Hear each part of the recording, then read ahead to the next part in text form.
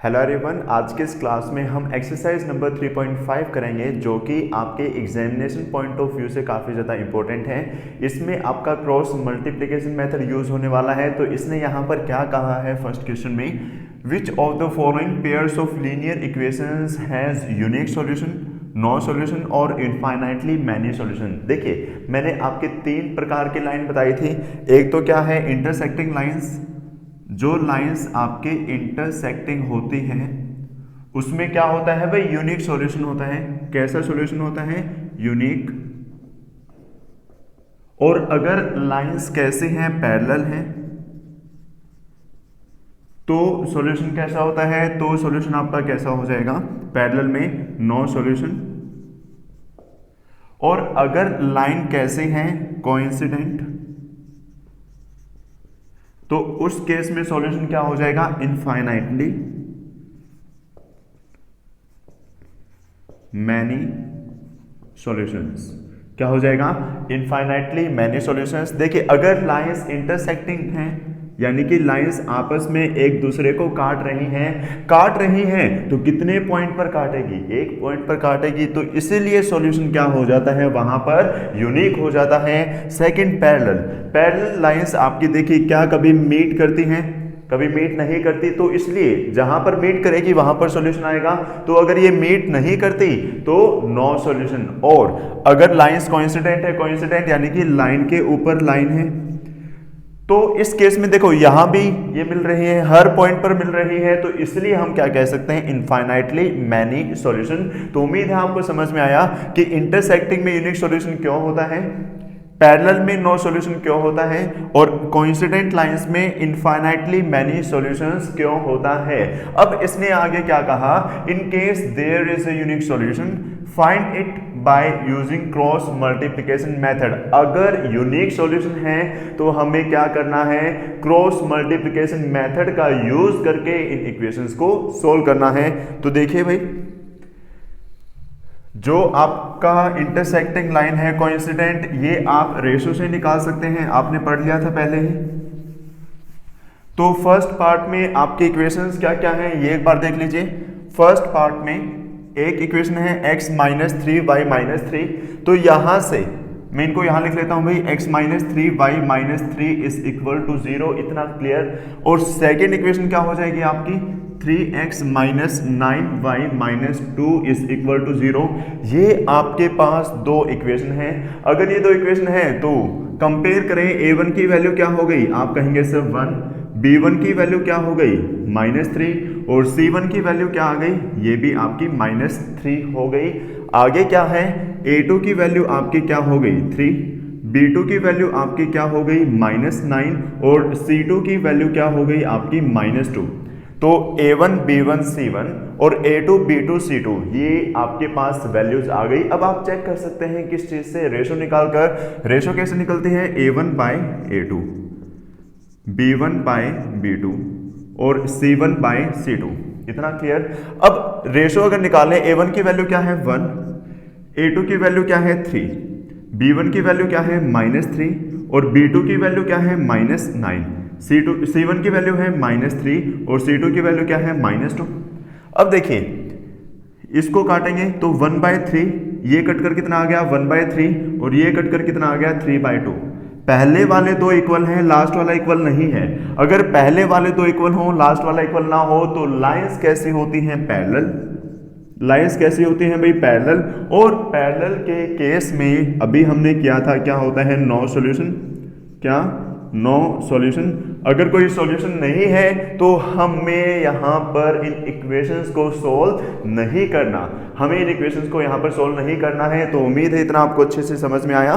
तो एक बार इतना नोट डाउन कीजिए भाई। जो फर्स्ट पार्ट है वो कंप्लीट हो चुका है। उसके बाद सेकंड पार्ट में देखते हैं।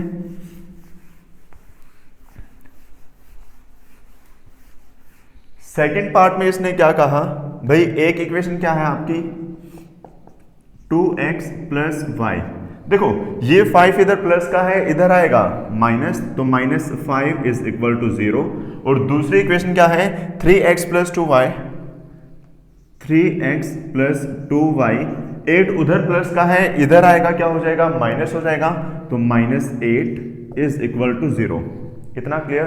अब यहां से a1 की वैल्यू क्या आ गई आपकी 2, b1 की वैल्यू क्या आ गई 1 और c1 की वैल्यू क्या आ गई -5। ऐसे ही a2 की वैल्यू क्या है आपकी 3, b2 की वैल्यू क्या है आपकी 2 और c2 की वैल्यू क्या है आपकी -8। तो ये सारी वैल्यूज आपके पास आ चुकी हैं। अब आपको रेशो चेक करनी है। रेशो चेक करने के लिए वही a1/a2, b1 बाय b2 और c1 बाय c2 चेक कर लेते हैं भाई। a1 की वैल्यू 2 है और आप कहेंगे सर a2 की वैल्यू है 3, तो मैंने 3 लिखी। b1 की वैल्यू क्या है 1 और b2 की वैल्यू क्या है 2। देखो ये पहले दो ही इक्वल नहीं है, और अगर पहले दो ही इक्वल ना हो तो हम क्या कह सकते हैं, वो लाइंस इंटरसेक्टिंग है। कैसी लाइंस है, इंटरसेक्टिंग। तो ये लाइंस कैसी हो गई, इंटरसेक्टिंग। इंटरसेक्टिंग अगर लाइंस है तो इनका सॉल्यूशन होता है, कैसा सॉल्यूशन होता है, यूनिक सॉल्यूशन। कैसा होता है भाई, यूनिक सॉल्यूशन होता है। तो यूनिक सॉल्यूशन होता है तो हमें यही यूनिक सॉल्यूशन आपका निकालना है। तो उम्मीद है इतना आपने नोट डाउन किया होगा। तो ये आपको क्रॉस मल्टीप्लिकेशन मेथड से निकालना है। मैंने जो आपके लास्ट वीडियो थी उसमें यही बताया था कि क्रॉस मल्टीप्लिकेशन मेथड कैसे लगाते हैं। मैंने क्या कहा था, b1 b2 से स्टार्ट करना है, c1 c2 a1 a2 और फिर b1 b2 पर ही खत्म करना है। तो इसलिए b1 की वैल्यू 1, b2 की वैल्यू 2, c1 की वैल्यू -5, c2 की वैल्यू -8, a1 की वैल्यू 2, a2 की वैल्यू 3, b1 की वैल्यू 1 और b2 की वैल्यू 2। तो मैंने क्या कहा था, x लिखना है, y लिखना है, 1 लिखना है, बीच में इक्वल और डिवाइड।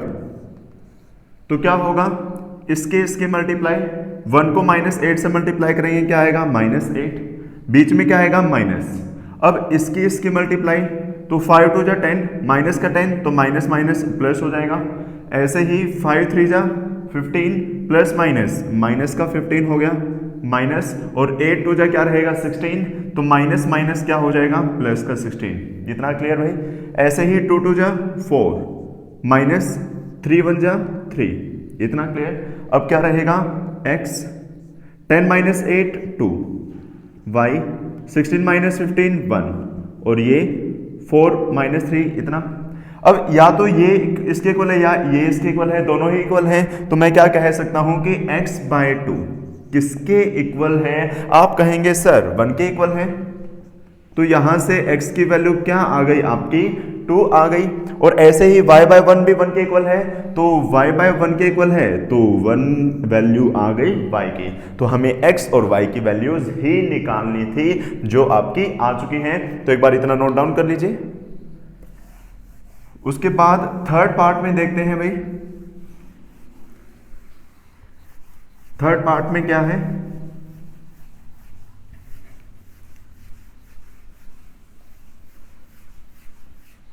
थर्ड पार्ट में इसने कहा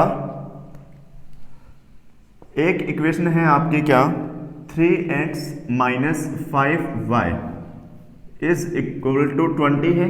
ये 20 इधर आएगा तो क्या हो जाएगा माइनस, तो मैंने -20 इज इक्वल टू 0 लिखा। एक इक्वेशन ये हो गई। दूसरी 6x - 10y, तो 6x - 10y ये जो है आपका 40 इधर आएगा माइनस का हो जाएगा, तो मैंने -40 लिखा। अब आप कहोगे सर हम कंपेयर कर सकते हैं, तो कंपेयर करेंगे तो क्या वैल्यू आ जाएगी, a1 की वैल्यू हो जाएगी 3, b1 की वैल्यू हो जाएगी आपकी -5 और c1 की वैल्यू क्या हो जाएगी आपकी -20। ऐसे ही a2 की वैल्यू क्या हो जाएगी 6, b2 की वैल्यू क्या हो जाएगी -10 और c2 की वैल्यू क्या रहेगी -40। सबसे पहले तो हमें रेशो चेक करनी होगी, तो a1/a2 चेक कर लेते हैं भाई। a1/a2, b1/b2, c1/c2। तो देखिए a1/a2, a1 की वैल्यू 3, a2 की वैल्यू 6, b1 की वैल्यू -5, b2 की वैल्यू -10, c1 की वैल्यू -20 और इसकी वैल्यू -40। तो ये कटकर कितना आया 1/2, ये कटकर कितना आया 1/2 और ये भी कितना आया 1/2। अगर तीनों इक्वल आपका किस केस में होता है, कोइंसिडेंट लाइंस में। तो ये लाइंस कैसी हैं, कोइंसिडेंट। और अगर कोइंसिडेंट लाइंस हैं तो इसमें क्या आ जाएगा, इनफाइनाइटली मैनी सॉल्यूशंस। इसमें क्या आएगा आपका, इनफाइनाइटली मैनी सॉल्यूशंस, यानी कि इसमें बहुत सारे सॉल्यूशंस होंगे आपके। तो उम्मीद है ये चीज भी आपको अच्छे से समझ में आई। तो एक बार इसको भी नोट डाउन कर लीजिए। अब हमें यहां पर निकालने की जरूरत नहीं है, क्योंकि सिर्फ यूनिक सॉल्यूशन में ही आपके एक्स और वाई के वैल्यूज आएंगे। उसके बाद जो फोर्थ पार्ट है उसमें इसने क्या कहा,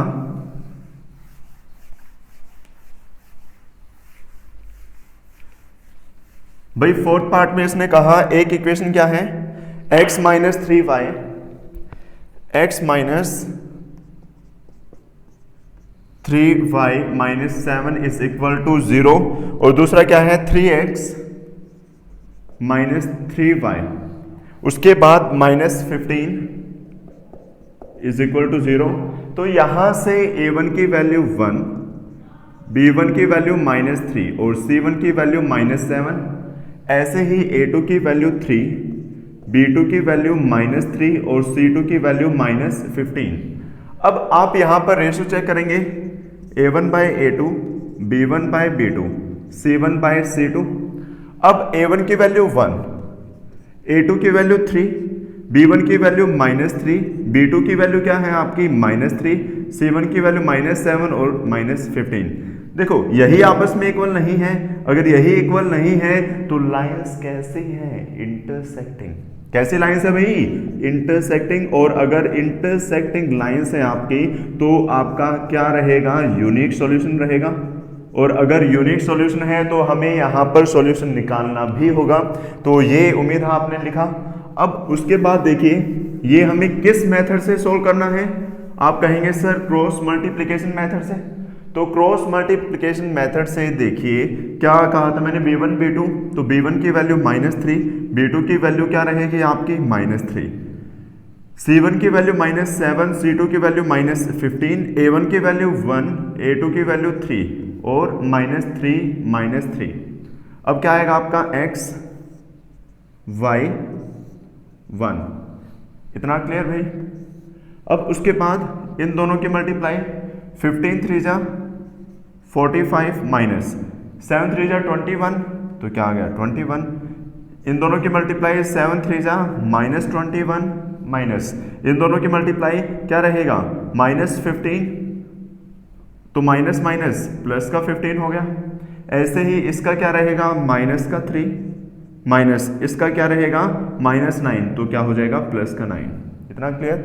अब ये कितना आ गया 45, और ये आपका 5 माइनस 1 4 2 24, यहाँ पर y, और ये कितना रहेगा आपका 6 हो जाएगा माइनस का, और ये क्या हो जाएगा आपका प्लस का 6।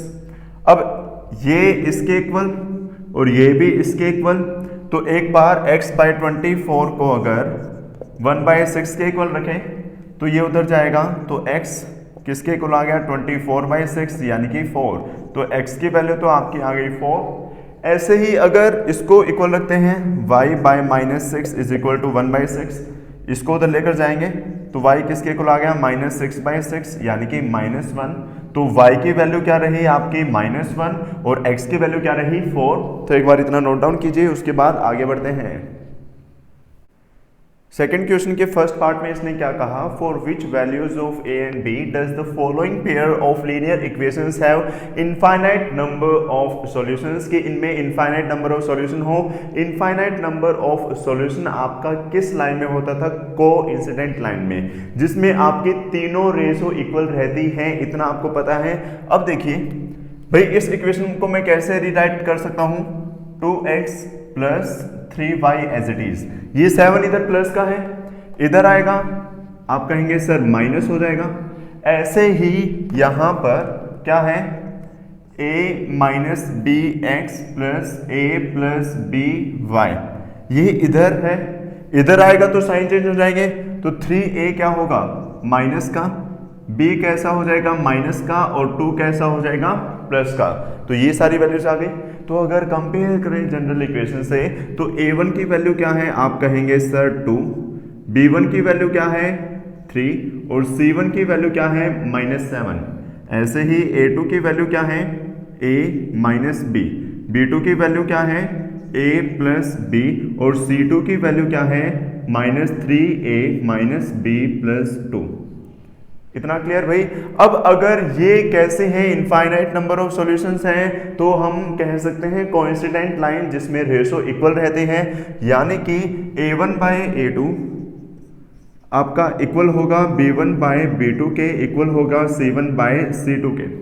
अब सॉल्व करें तो 2 बाय a माइनस बी किसके equal, 3 by a plus B किसके equal, -7 by -3a minus B plus 2। अब ये दोनों इक्वल हैं, एक बार इनको सोल्व कर लेते हैं भाई। क्या 2 बाय a माइनस बी किसके इक्वल होगा, 3 by a plus B, cross multiply करें तो 2a प्लस 2b, ये क्या हो जाएगा, 3a माइनस 3b। यहां से अगर ये इधर आएंगे तो 3a माइनस 2a, a बचेगा, ये उधर जाएगा तो क्या हो जाएगा, माइनस का 5b, माइनस का 5b इधर रहेगा तो a is equal to 5b। एक इक्वेशन आपकी आ गई। ऐसे ही क्या मैं इसको और इसको इक्वल रख सकता हूं?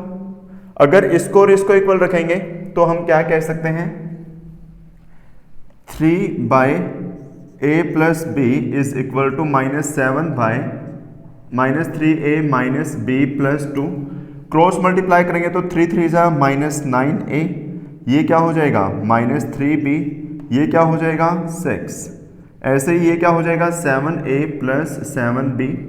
अब इन सभी को उधर ले जाओ, 9a प्लस हो जाएगा तो 9a प्लस 7a क्या हो जाएगा 6a, 3b प्लस ये कितना हो जाएगा 10b, और -6 इज इक्वल टू 0। अब आपको पता है a 5b के इक्वल है, तो 5 6 जा 30b, 30 और ये 40b हो गया, ये -6 से उधर जाएगा प्लस का 6, तो b की वैल्यू क्या आ गई आपकी 6 बाय 40। b की वैल्यू जो 6 बाय 40 है यहां पर पुट कर देना, a की वैल्यू क्या आ जाएगी 5 इंटू 6 बाय 40।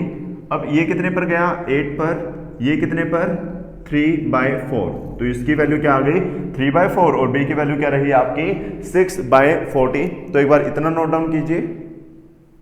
सेकंड क्वेश्चन के सेकंड पार्ट में इसने क्या कहा, for which value of k will the following pair of linear equations have no solution, कि कोई सॉल्यूशन ना हो, वो आपका पैरेलल लाइंस में होता है जिसमें a1 बाय a2 आपका इक्वल होता है b1 बाय b2 के।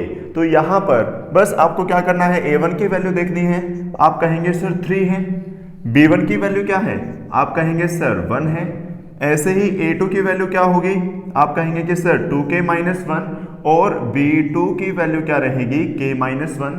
इतना आपको अच्छे से क्लियर हुआ होगा।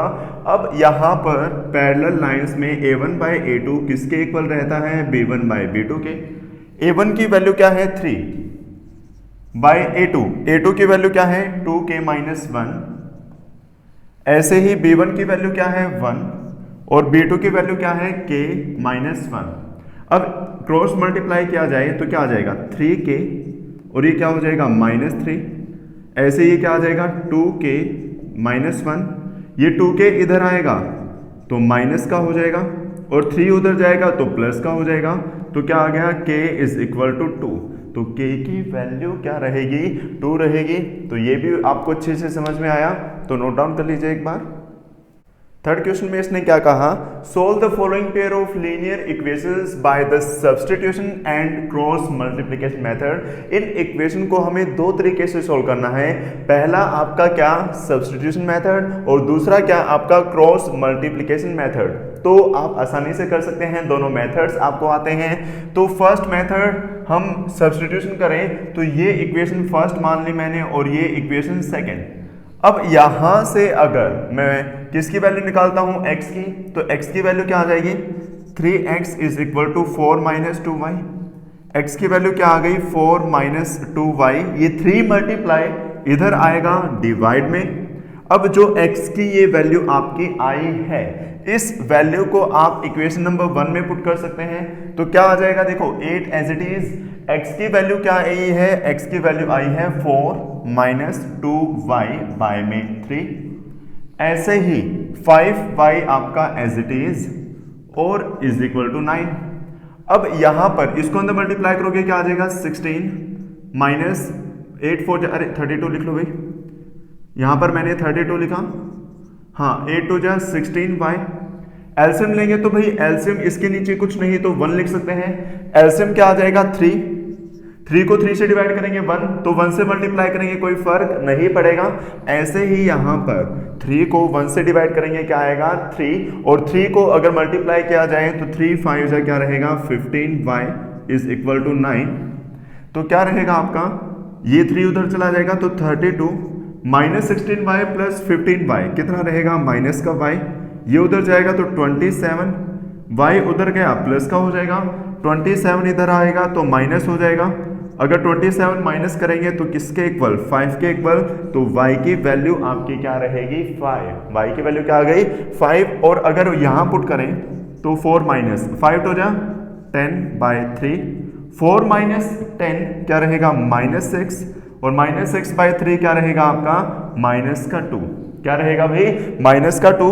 तो y की वैल्यू आपकी -2 हो गई, और मतलब जो x है सॉरी x की वैल्यू क्या आ गई आपकी -2 और y की वैल्यू क्या 5। ये हमने क्रॉस मल्टीप्लिकेशन मेथड से किया है। अब हमें नहीं सब्स्टिट्यूशन मेथड से क्या है, अब हमें किससे करना है क्रॉस मल्टीप्लिकेशन मेथड से। देखिए आंसर दोनों से सेम रहेगा आपका, लेकिन वही है जो प्रोसेस है मेथड है वो अलग है, तो उससे देख लीजिए एक बार। देखिए यहां पर अगर कंपेयर किया जाए तो इसको इधर ले आओ इसको इधर, तो 8x प्लस ये -9 इज इक्वल टू 0, और 3x प्लस 2y ये इधर आएगा -4 इज इक्वल टू 0। अब a1 a2 b1 b2 c1 c2 ये वैल्यूज आप निकाल सकते हैं। a1 की वैल्यू 8, b1 की वैल्यू 5 और c1 की वैल्यू -9। ऐसे ही a2 की वैल्यू क्या है आपकी 3, b2 की वैल्यू क्या है 2 और c2 की वैल्यू क्या है -4। अगर ये वैल्यूज पुट करें कैसे b1 b2 c1 c2 a1 a2 b1 b2 ऐसे ही तो लिखते हैं, तो b1 b2 की वैल्यू क्या है 5 और 2 ऐसे लिख लीजिए।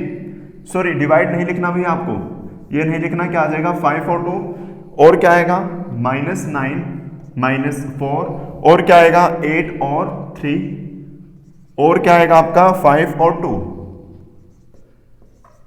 अब मैंने क्या कहा था x लिखना है आपको, y लिखना है और 1 लिखना है। डिवाइड डिवाइड डिवाइड, इनको मल्टीप्लाई करेंगे 5 4 जा -20, बीच में माइनस, इनको मल्टीप्लाई करेंगे 9 2 जा -18, लेकिन माइनस माइनस क्या हो जाएगा प्लस हो जाएगा। ऐसे ही 9 3 जा क्या हो जाएगा माइनस का 27 माइनस, और ये क्या आ जाएगा माइनस का 32, तो माइनस माइनस प्लस का 32 हो गया। ऐसे ही 8 2 जा 16, और ये 5 3 जा क्या रहेगा आपका 15। अब क्या आ गया भाई यहाँ पर -2 यही रहेगा भाई, और यहाँ पर क्या आएगा 5, और यहाँ पर क्या रहेगा सॉरी 1 है ऊपर, तो ये इसके इक्वल, तो x की वैल्यू तो क्या आ गई -2 क्योंकि 1 से मल्टीप्लाई करेंगे, और इसको उधर लेकर जाएंगे तो y की वैल्यू क्या आ गई 5। फर्स्ट पार्ट में भी आपके ऐसे ही आई थी, सेकंड पार्ट में भी, तो उम्मीद है आपको अच्छे से समझ में आया। तो एक बार इसको नोट डाउन कर लीजिए। फोर्थ क्वेश्चन के फर्स्ट पार्ट में इसने क्या कहा, पहले तो फोर्थ में क्या कहा ये देख लीजिए। Form the pair of linear equations in the following problems. हमें सबसे पहले तो इक्वेशन जो है वो फॉर्म करनी है, उसके बाद and find the solution of by any algebraic method, और किसी भी मेथड से, वो आप सब्स्टिट्यूशन मेथड से भी निकाल सकते हैं, एलिमिनेशन मेथड से भी निकाल सकते हैं, या फिर आपका क्रॉस मल्टीप्लिकेशन मेथड जो आपको अच्छा लगे उससे आप सोल्व कर सकते हैं। तो भाई फर्स्ट पार्ट में इसने क्या कहा, a part of monthly hostel charges is fixed. भाई एक पार्ट मंथली चार्ज का हॉस्टल में फिक्स है कि आप चाहे हॉस्टल में 10 दिन रुकें, 20 दिन रुकें या पूरा महीना रुकें, ये फिक्स चार्ज आपको पे करना ही होगा। तो एक फिक्स चार्ज है, मान लीजिए लेट द फिक्स्ड चार्ज जो है वो क्या मान लिया मैंने x रुपीज। आगे क्या कहा, and the remaining depends on the number of days one has taken food in the mess. और बाकी का जो पार्ट है, बाकी का जो पैसा है वो किस पर डिपेंड करेगा कि भाई स्टूडेंट ने मेस में कितने दिन खाना खाया। भाई 10 दिन, 20 दिन, यानी कि पर डे वो अलग से है, वो अलग से है। तो जो है चार्ज पर डे वो मैंने कितना मान लिया भाई, वाई रुपीज। आगे इसने क्या कहा, व्हेन अ स्टूडेंट ए, जब कोई student A takes food for 20 days, 20 दिन तक खाना खाता है, सी हैज टू पे ₹1000। अगर कोई स्टूडेंट 20 दिन तक खाना खाते हैं तो उसको 1000 रुपए देने पड़ते हैं। तो देखिए फिक्स चार्ज तो उसको देना ही देना होगा, तो एक्स तो फिक्स चार्ज हो गया, और पर डे कितना है वाई, और कितने दिन रुकी 20, तो क्या आ जाएगा 20y। तो ये टोटल चार्ज कितना हो गया 1000। टोटल चार्ज कितना हो गया भाई 1000। आगे क्या कहा, whereas a student B, एक दूसरा स्टूडेंट है student B, who takes food for 26 days and pays ₹1180, जो 26 दिन तक खाना खाती हैं और कितना पैसा देती हैं 1180 रुपए। तो x तो फिक्स चार्ज है ही, प्लस 26, तो 26y कितना आ गया 1180। आगे क्या कहा इसने, find the fix charges and the cost of food per day. तो भाई ये तो इक्वेशन है, मैंने क्या कहा था, एलिमिनेशन मेथड सबसे सिंपल रहता है, तो साइन चेंज कर दीजिए, ये इससे कटा 20 - 26 - 5y, और ये इसमें से माइनस करोगे क्या आ जाएगा -180, माइनस से माइनस कटा तो 5 से काटोगे कितना आ जाएगा भाई, पहले तो गया 3 पर, फिर 30 बचा 6, तो 36 कितना बच गया भाई 36। उम्मीद है इतना क्लियर। अब y की वैल्यू किसी भी इक्वेशन में पुट करना, y की वैल्यू मान लीजिए यहां पर पुट करते हैं तो क्या आ जाएगा x प्लस 20 इंटू वाई, 720 हो गया, इज इक्वल टू 1000। 720 उधर जाएगा माइनस हो जाएगा, कितना बचेगा भाई 280। तो जो फिक्स चार्ज है वो है 280 रुपीज, और जो आपका चार्ज पर डे है वो है 36 रुपीज। तो ये देखिए कितना सिंपल था। तो उम्मीद है आपको अच्छे से समझ में आया, एक बार इतना नोट डाउन कर लीजिए। सेकेंड पार्ट में इसने क्या कहा, a fraction becomes 1/3 when 1 is subtracted from the numerator and it becomes 1/4 when 8 is added to its denominator। भाई हमारे पास एक फ्रैक्शन है, तो मान लीजिए let numerator of the fraction, जो न्यूमरेटर है वो मैंने x मान लिया, और जो डिनोमिनेटर है वो मैंने कितना मान लिया y। तो फ्रैक्शन क्या हो जाएगा भाई x/y हो जाएगा, क्या हो जाएगा x/y। तो इसने क्या कहा, मान लीजिए फ्रैक्शन हो गया आपका x/y, इसने क्या कहा, अ फ्रैक्शन बिकम्स 1/3। फ्रैक्शन कितना हो जाता है 1/3, कब होता है जब 1 is subtracted from the numerator. Numerator ऊपर वाला होता है, जब इसमें से 1 सब्ट्रैक्ट हो जाए।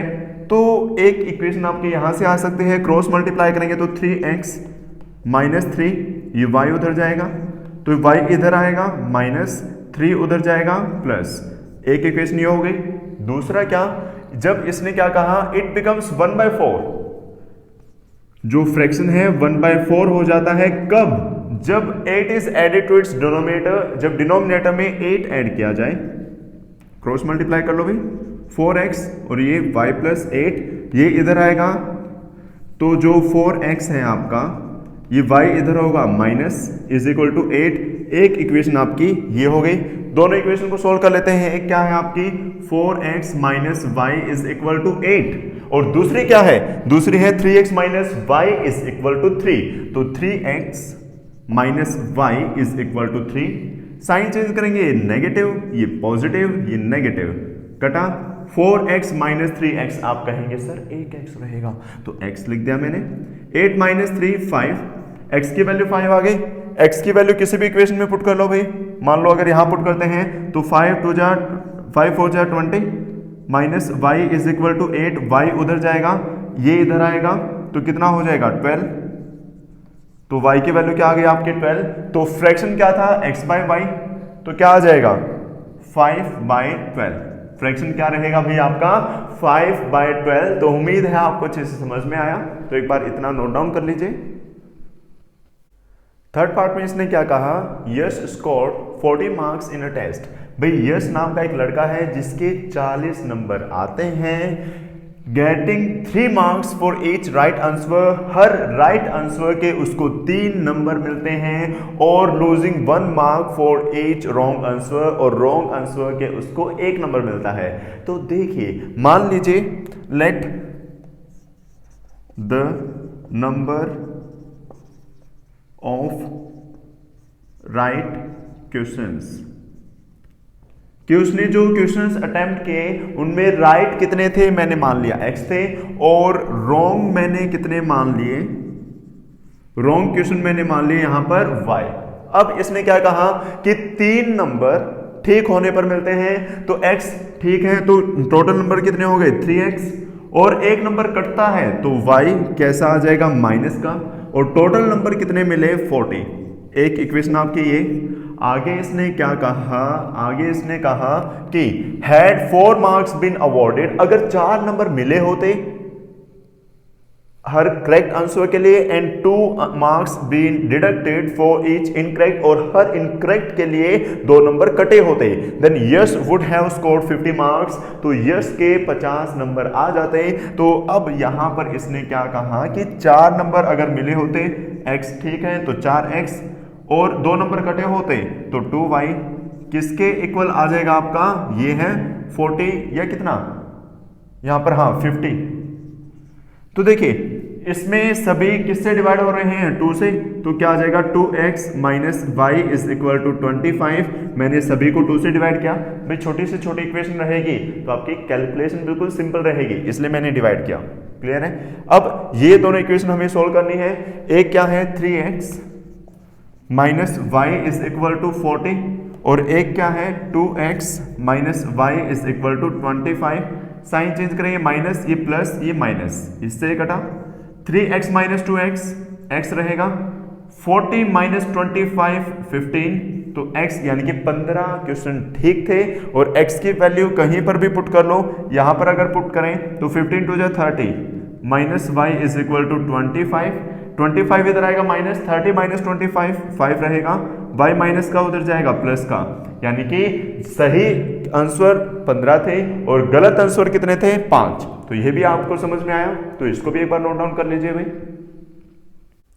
फोर्थ पार्ट में इसने क्या कहा, places A and B are 100 kilometre apart on a highway.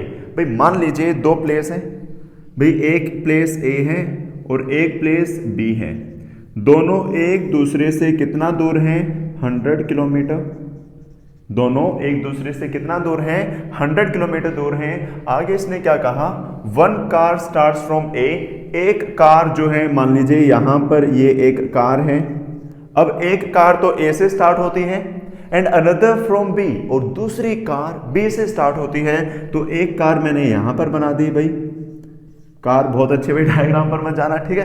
तो ये 2 कार हो गई। आगे इसने कहा if the car travel in the same direction, अगर दोनों कार सेम डायरेक्शन में जा रही हैं ऐसे, तो एट डिफरेंट स्पीड, दोनों की डिफरेंट स्पीड है, भाई इसकी स्पीड मैंने मान ली x किलोमीटर पर आर, और दूसरे की स्पीड मैंने क्या मान ली y किलोमीटर पर आर। भाई आप लिख लोगे ना, let speed of first car be, let speed of first car be x kilometre per hour, और जो अनदर कार है उसकी स्पीड क्या हो जाएगी y किलोमीटर पर आर। इतना क्लियर। अब आगे इसने क्या कहा, if the car travel in the same direction, अगर सेम डायरेक्शन में जाते हैं, दे मीट इन 5 आवर्स, तो 5 घंटे में 5 घंटे में वो दोनों कारें मिल पाते हैं। अब आपको देखो ये अच्छे से पता होगा कि अगर कार सेम डायरेक्शन में जा रही है, कोई भी ऑब्जेक्ट है अगर सेम डायरेक्शन में जाते हैं तो रिलेटिव वेलोसिटी उनकी क्या होती है, माइनस होती है। और अगर अपोजिट डायरेक्शन में आ रहे हैं, मान लो एक कार यहां से आ रही है, एक कार यहां से, तो इनकी वेलोसिटी क्या हो जाती है, बढ़ जाती है, यानी कि प्लस हो जाती है। आपको देखो ये एग्जांपल से समझ सकते हो, एक गाड़ी यहां से आ रही है, एक गाड़ी यहां से आ रही है, जब टक्कर लगेगी दोनों की तो धमाका जोरदार होगा, तो इसलिए ज्यादा चोट लगेगी, तो इन दोनों की वेलोसिटी क्या हो गई, ऐड हो गई। और अगर सेम डायरेक्शन में चल रही है तो चोट कम लगती है, तो उसमें वेलोसिटी क्या हो जाती है, माइनस। तो आपको पता है टाइम किसके इक्वल होता है, डिस्टेंस बाय स्पीड। किसके इक्वल होता है, डिस्टेंस बाय स्पीड। डिस्टेंस है सर 100, तो 100 और अगर इसने पहले केस में क्या कहा है, सेम डायरेक्शन में स्पीड क्या हो जाएगी, माइनस, तो x माइनस वाई, तो स्पीड मैंने क्या लिख दी, x माइनस वाई। कितने घंटे लग रहे हैं, 5।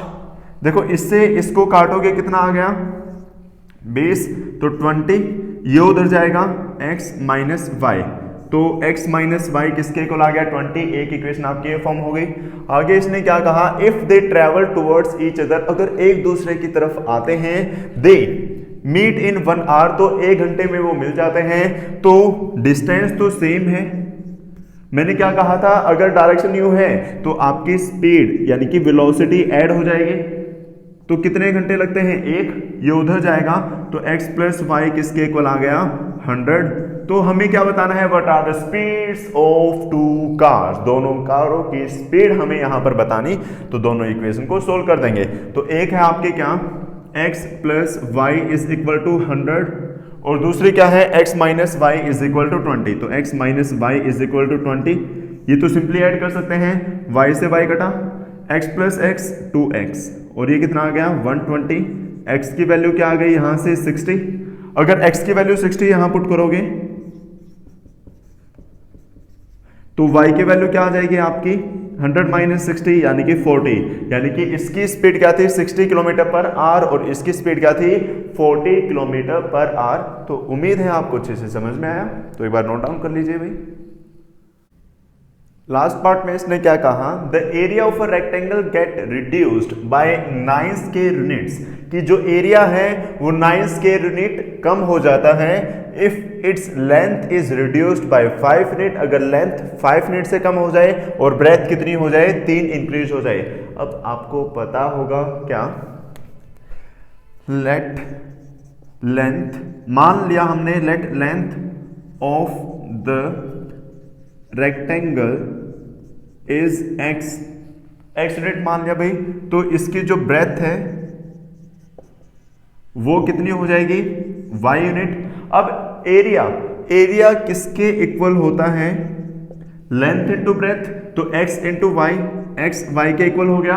अब इसने क्या कहा कि अगर लेंथ रिड्यूस हो जाए 5 से, लेंथ रिड्यूस हो जाए किससे, 5 से, तो लेंथ कितनी है, x, तो x माइनस 5, और ब्रेथ इंट्रोड्यूस या ब्रेथ जो है आपकी क्या हो जाए, इंक्रीज हो जाए 3 से, तो ब्रेथ 3 से इंक्रीज हो गई, तो जो एरिया है वो क्या होगा, जो एरिया है वो आपका 9 स्क्वायर यूनिट कम हो जाएगा, 9 स्क्वायर यूनिट क्या हो जाएगा, कम हो जाएगा, तो 9 स्क्वायर यूनिट कम हो गया। समझ में आया कि एरिया पहले एक्स वाई था, लेकिन लेंथ जो है 5 कम कर दी तो x माइनस 5 हो गई, और ब्रेथ 3 ज्यादा कर दी तो y प्लस 3, और जो एरिया है वो 9 कम हो गया, तो एरिया इतना था तो इसमें से 9 माइनस कर दिया।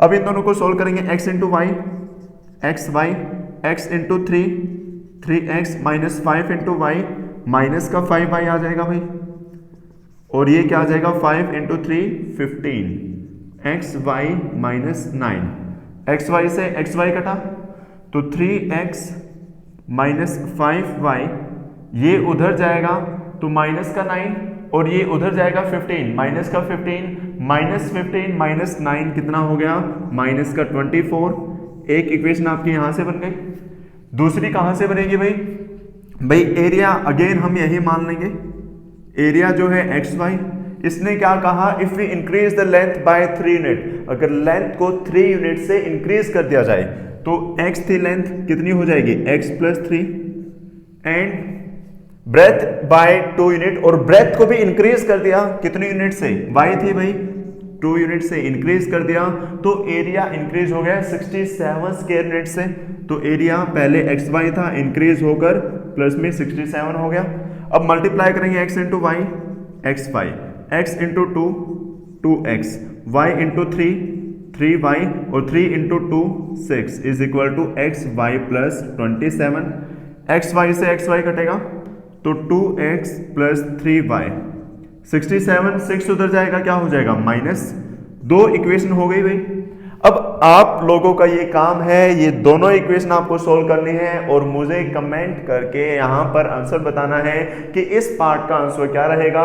और अगर आपका कोई और क्वेश्चन भी डाउट है तो वो भी आप मुझे कमेंट करके बता सकते हैं। और वीडियोस को लाइक करते रहें और ज़्यादा से ज़्यादा शेयर भी करें। और अगर आप चैनल पर नए हैं तो चैनल को सब्सक्राइब करना ना भूलें। तो मिलते हैं नेक्स्ट वीडियो में, तब तक के लिए bye bye, take care, have a nice day. So, are you looking for a best coaching class around you? And if you're watching this, I'm pretty sure you do.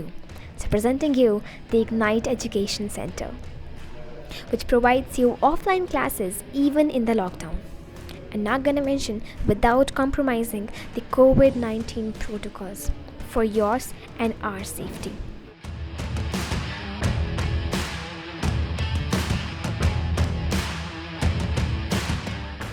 So, do you see the confidence in the teachers? I'm pretty sure you do. Because we have got an experienced, amazing, beautiful young staff for your children.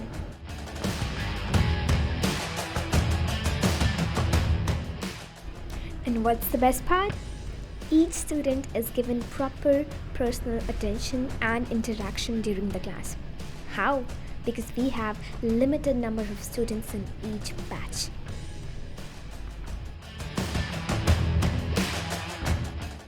Not to mention chapter-wise printed handwritten notes for every standard.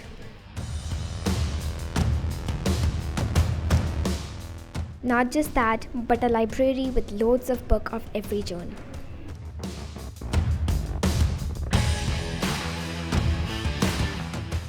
Yes, correct, you see it right. Trips and tours to amazing places, and who don't want to do that while studying? With all that, there's a plus point. That is occasional motivational classes and regular PTMs. आपकी life है, आप बेहतर तरीके से जानते हैं।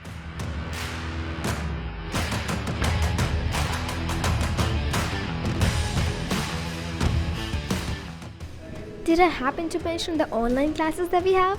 Well, you got it right. We got online classes for each subject. You still got any doubts? Well, just don't bother. Come over, see for yourself.